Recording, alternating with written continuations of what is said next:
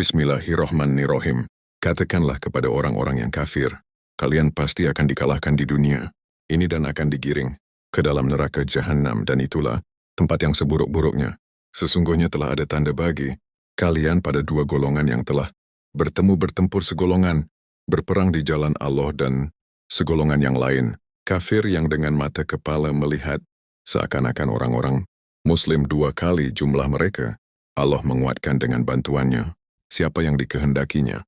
Sesungguhnya yang demikian itu terdapat pelajaran bagi orang-orang yang mempunyai mata hati. Allah berfirman ke dalam neraka Jahannam, dan itulah tempat yang seburuk-buruknya. Ali Imran 12. Muhammad ibnu Ishaq ibnu Yasar meriwayatkan dari Asim ibnu Amr ibnu Qatadah bahwa Rasulullah setelah memperoleh kemenangan dalam perang Badar dengan kemenangan yang gemilang, lalu beliau kembali ke Madinah.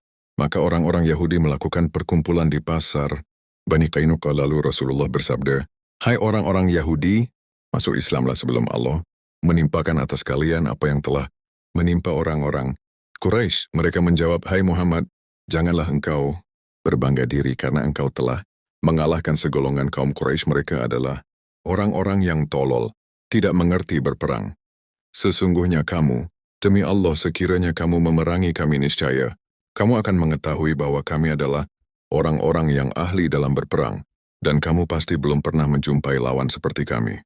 Maka sehubungan dengan ucapan mereka itu Allah menurunkan firman-Nya, "Katakanlah kepada orang-orang kafir, kalian pasti akan dikalahkan dan akan digiring ke dalam neraka Jahannam, dan itulah tempat yang seburuk-buruknya." Ali Imran 12 sampai dengan firman-Nya terdapat pelajaran bagi orang-orang yang mempunyai mata hati. Ali Imran 13. Muhammad ibnu Ishaq meriwayatkannya pula melalui Muhammad ibnu Abu Muhammad dari Sa'id dan Ikrimah dari Ibnu Abbas dengan lafaz yang semisal.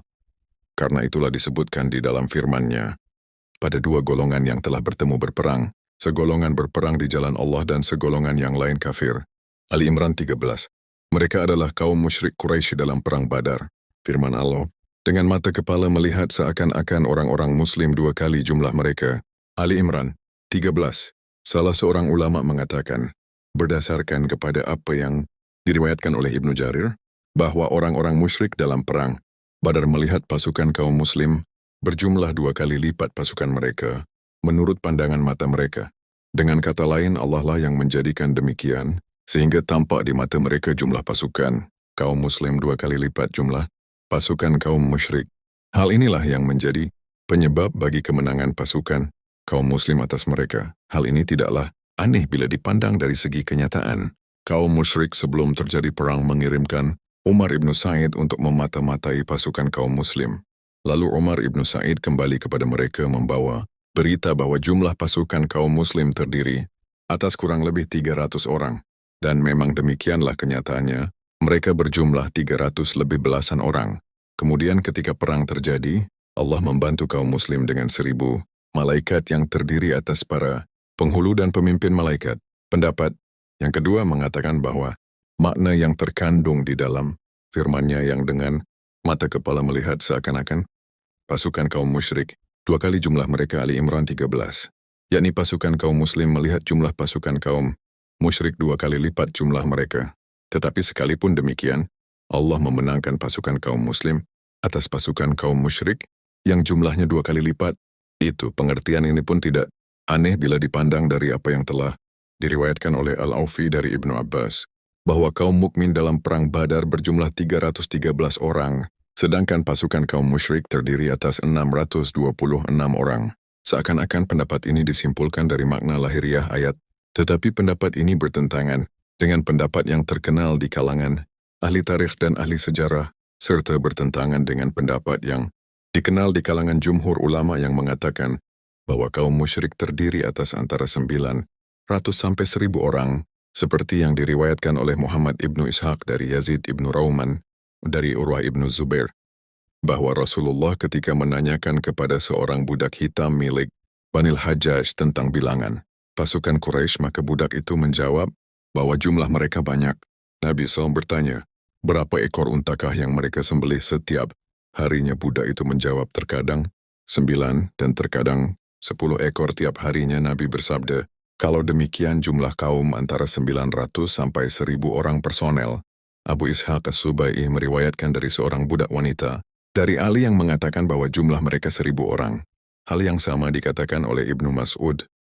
Menurut pendapat yang terkenal, jumlah pasukan kaum Quraisy adalah antara 900 sampai 1.000 orang. Pada garis besarnya jumlah pasukan kaum Quraisy 3 kali lipat jumlah pasukan kaum Muslim. Atas dasar ini, maka pendapat mengenai masalah ini cukup sulit untuk dicerna, akan tetapi Ibnu Jarir menguatkan pendapat ini yang mengatakan 1.000 orang dan menganggapnya sebagai pendapat yang sahih. Alasannya ialah seperti dikatakan aku mempunyai 1.000 dinar dan aku memerlukan 2 kali lipat. Dengan demikian, berarti ia memerlukan 3.000 dinar.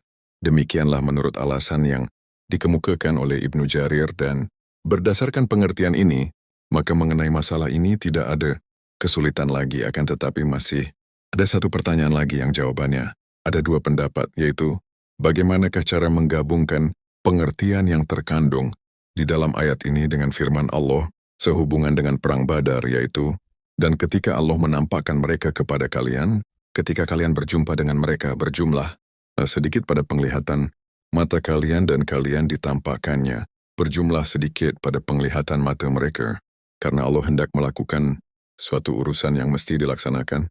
Al-Anfal 44 hingga akhir ayat. Sebagai jawabannya dapat dikatakan bahwa hal yang disebutkan dalam ayat ini mengisahkan suatu keadaan, sedangkan yang ada di dalam ayat di atas menceritakan keadaan yang lain, seperti apa yang dikatakan oleh As-Saddi.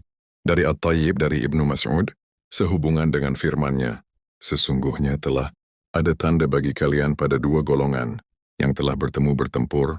Ali Imran 13 hingga akhir ayat.